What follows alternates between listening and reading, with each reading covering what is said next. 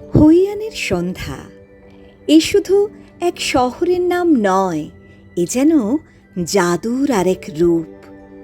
ক্যাফের টেবিলে বসে কফির কাপে ধোঁয়া ওঠে, আর বাতাসে মিশে থাকে শীতলতার মিষ্টি ছোঁয়া।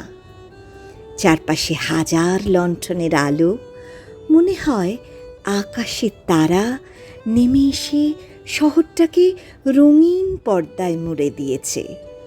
নদীর বুক জুড়ে সারি সারি নৌকা, প্রতিটি নৌকায় লণ্ঠনের আলো ঝিকমিক করছে। জলে প্রতিফলিত সেই আলো যেন নদীকে রূপকথার আয়না বানিয়ে তুলেছে।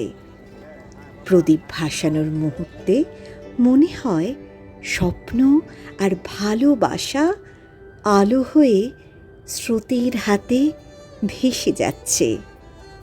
তবুও মন ভরে রাখছে এক অচেনা আনন্দে। গলির ভেতর দিয়ে হাত রিকশার ধীর টুংটাং শব্দ, মাথার উপরে ঝুলে থাকা অসংখ্য লণ্ঠন বাতাসে দুলছে মৃদু ছন্দে, যেন শহরকে প্রতিটি কোণ, প্রতিটি আলো প্রেমের গল্প বলছে। হৈয়ানের সন্ধ্যা তাই নিছক ভ্রমণ নয়, এক রোম্যান্স যা ছুঁয়ে যায় হৃদয়কে।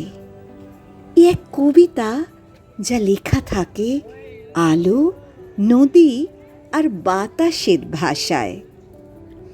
আর একবার এখানে এলে বোঝা যায় স্মৃতির ভাঁজে চিরদিন বেঁচে থাকে এই অতি প্রাচীন শহর, এই আলো, এই জাদুকরী প্রেম।